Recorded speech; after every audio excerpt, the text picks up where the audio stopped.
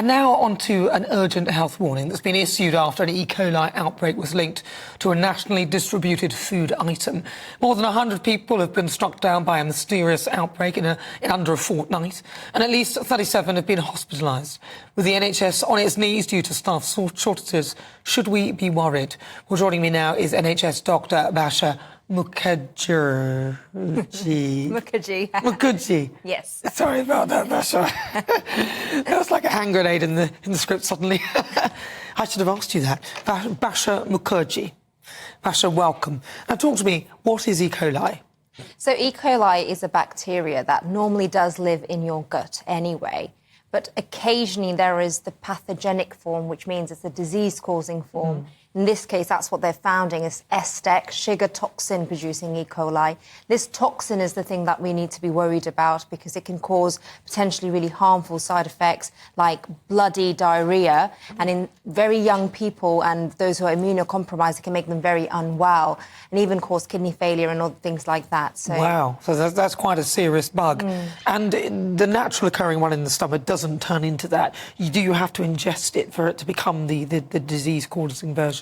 Yes, so most of E. coli is passed on to the fecal-oral route. The clue is in the name. You should have ingested something containing E. coli. Generally, it needs to be infected with something from faeces, essentially. And we still don't know where this is coming from on this occasion. But in the past, there has been occasions where it's been in salads, in lettuce. It's been in the temps as well. Well, that doesn't surprise me with all this water being, sewage being discharged into the water. Does cooking food kill it? Yes, so it's not the bacteria we're talking about. We're talking about the toxin. We want to break down the toxin. And about 70 degrees is about that cut-off point. If you heat food to about that much, you think that we can destroy the toxin. But a lot of the foods that this is implicated in, like beef, for example, and like burgers, even if you heat it, sometimes there's still a little bit left over because it doesn't always heat thoroughly in all parts of the food. So it is one of those catch-22s. And you often hear in things like cheese and stuff like that. So things that you don't really cook when you get them. You can cook it, but you probably wouldn't.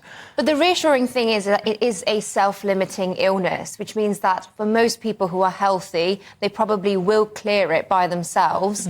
So actually, even though there's 100 cases, I think there's still very simple measures that people can take, making sure they're washing their hands. That's something we learned through COVID, and it's still applicable in all diseases, washing your hands. If you've made contact with someone who's been unwell and then you become unwell, that's a bit alarming. So maybe limiting your contact with food and, preparing for other people, or even contact with people who are high risk, as we said, the really old, the really young, the immunocompromised. And even, if you do develop diarrhoea, maybe not rushing to a pharmacy or rushing to the GP, calling them first, because these are areas where we do see much more immunocompromised people, and you could be putting other people at risk, essentially. And do we have any idea as to where it's actually coming from? Because, and if we don't, why are they not saying something? Because they must have some idea, surely. Well, they think that it's from a food distribution system because it's... What does that mean? It means that must be a food that's been sent all across the country because there's been cases from all across the country. Generally, when there's an outbreak, we see it's usually in a small group of people who may have made contact from a small source. But this is all over the country and it's affected all different age ranges. So it's most likely come from a food source that's been distributed. But in the past, we have seen it from water sources and unwashed food sources and uncooked food sources. So those are still things that you can be wary of. All right, well, listen, thank you very much. And if people catch it, don't go to a pharmacy, maybe call up your doctor and your GP and find out what you should do from there. Yes, I would say that most of the time, if you have typical diarrhoea, it usually gets better by itself because your gut is a tube. So usually the infection makes its way out by itself. The things to worry about would be if you develop bloody diarrhoea, if your diarrhoea is lasting more than 7 days, and if you start becoming really unwell in terms of becoming dehydrated, feeling very drowsy, making sure you're keeping on top of your hydration with simple measures like oral rehydration therapy, or you can even make this at home. You don't don't have to buy it necessarily, just salt, sugar with water, keeping yourself hydrated. Those are the measures to do.